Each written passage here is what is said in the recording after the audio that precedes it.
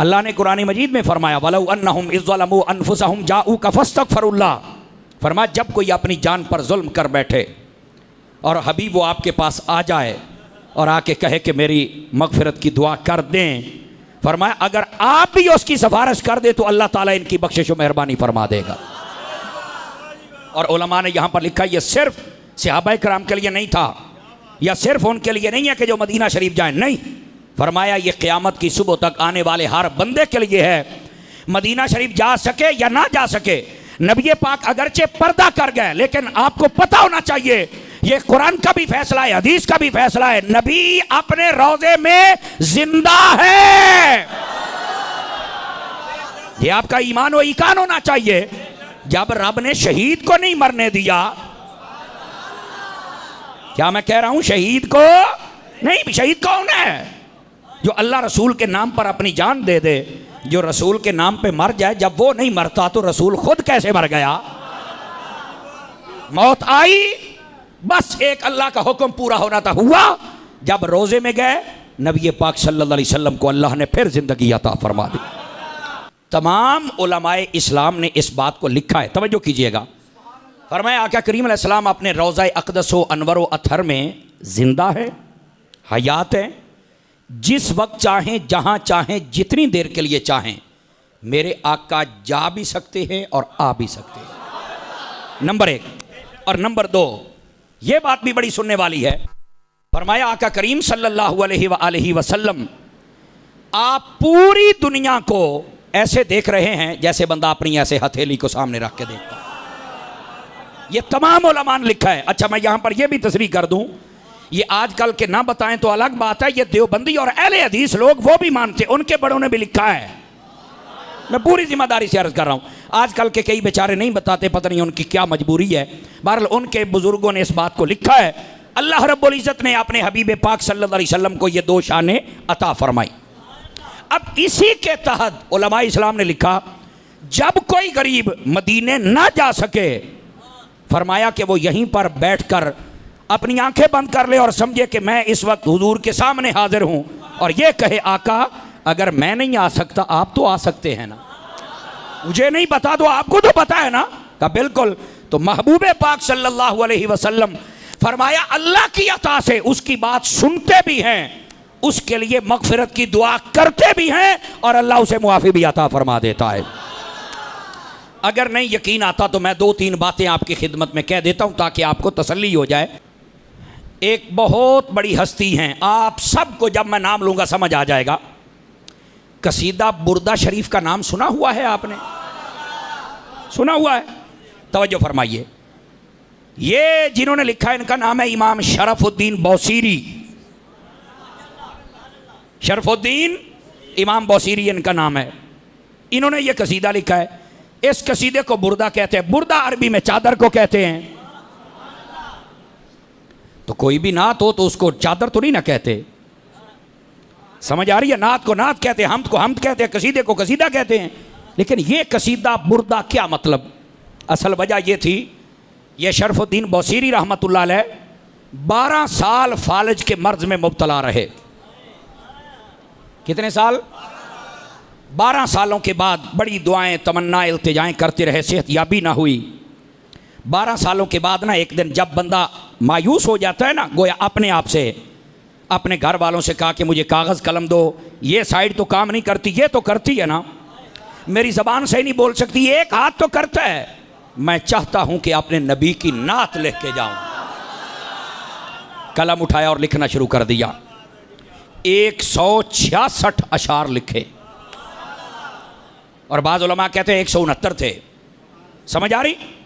166 अशार जब आपने लिखे, कापी बंद की, सराने तले रखी और सो गए। अख लगी तो लग मदीने वाले दिन नाल गई। हुजूर तशरीफ ले आए।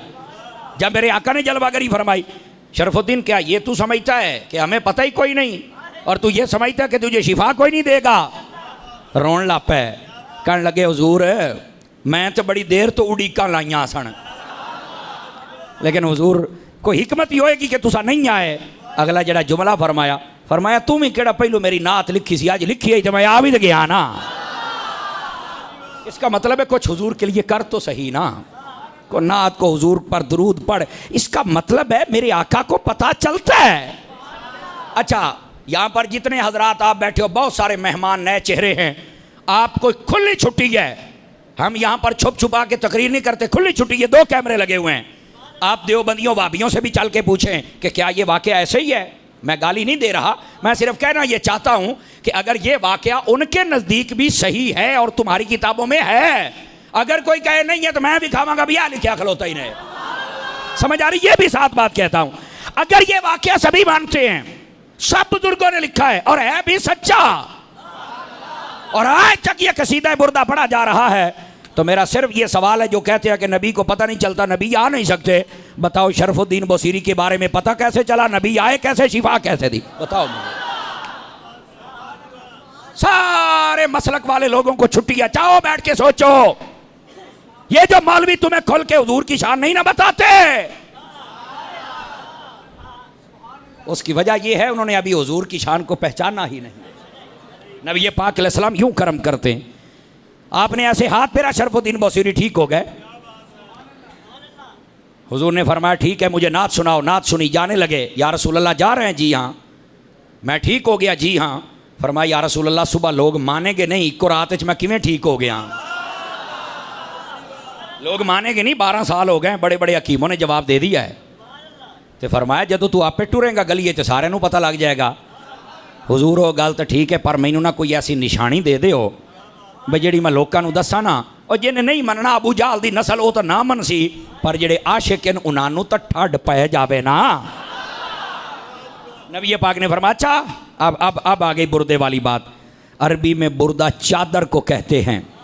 आपने जो चादर ऊपर ओढ़ी हुई थी ना, उतार के दे दी। फरमाया ये लो, ये चादर तुम्हें देता हूँ, जो ना माने उसे ये चादर सुंघा देना, खुशबू बताएगी कि मोहम्मद अरबी यहाँ आए थे।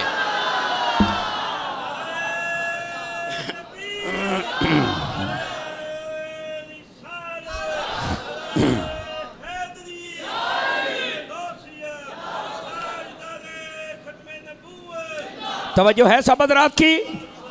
जिस जिसकी है तवज्जो जरा ध्यान फरमाए मेरी तरफ। आका को पता भी चला, आप आए भी, शिफा भी दी, बात भी सुनी, नात भी सुनी, चादर भी दी, तसल्ली हुई है। ये मैंने वो बात सुनाई है जो सिर्फ सुनियों में नहीं, वाबियों देवबंदियों में भी मकबूल है। मानते हैं भाई? दसो जना कदी सुनी है, दसो मनते ने कि नहीं मनते? ये मानते हैं। उन्हें कहो हमारी लड़ाई कोई नहीं, हम यही तो कहते हैं, आका उनको जानते हैं तो आका हमें भी जानते हैं, हमें पुकारने का तरीका ही नहीं आता है। और दूसरी बात देखिए, कसीदा पढ़ा जाता है, सॉरी रुबाई, बालगल ओला कशफत दुजा हासुनत जमीयो, ये पता किसने लिखी थी? शेख सादी शिराजी रहमतुल्लाह अलैह, बहुत बड़े सूफी बुजुर्ग गुजरे हैं। आपने ये लिखी। 3 अशार जब लिखे ना तो चौथा नहीं आ रहा था। बालगल उला बे कमाल ही, हुजूर तुम्हारे जो कमालात हैं ये बहुत ऊंचे हैं, वहाँ बुलंदी भी नीचे रह जाती है, आपके कमाल ऊपर चले जाते हैं। काशफत दो जाब बे जमाल ही, आपके हुस्न अक़दस से ऐसी नूर और रोशनियाँ निकली कि सूरज ने भी खैरात यहीं से पाई है। हासोनत जमीयो खिसाल ही, हुजूर आपकी सारी मुबारक आदतें इतनी हसीन हैं, हुस्न भी नीचे रह गया, आपकी मुबारक खसलतें ऊपर निकल गई। अब चौथी बात नहीं समझ आ रही कि मैं हूँ अगे की आखा। जब सोए ना तो नबी पाक ख्वाब में आ गए, वो कहने लगे क्यों परेशान है अगू, कह छड़ खसल्लू अलैहि वालैहि। फरमाया आके, ये मेरे आका ने फरमाया, पता नहीं चलता। मैं क्या तू मुड़ कलमा पढ़ ला ताकि तू नांदा गुलाम बने, ते वो मुड़ तेरे को आ जान। काफरां कोल ते नहीं आउंदे, मुसलमानां कोल ते आउंदे ने, मुसलमान बनना फिर। आपने तवज्जो नहीं फरमाई मेरे जुमले पर। और हुजूर से इस लेवल की मोहब्बत करो, आका करीम अलैहिस्सलाम के इस लेवल के गुलाम बनो।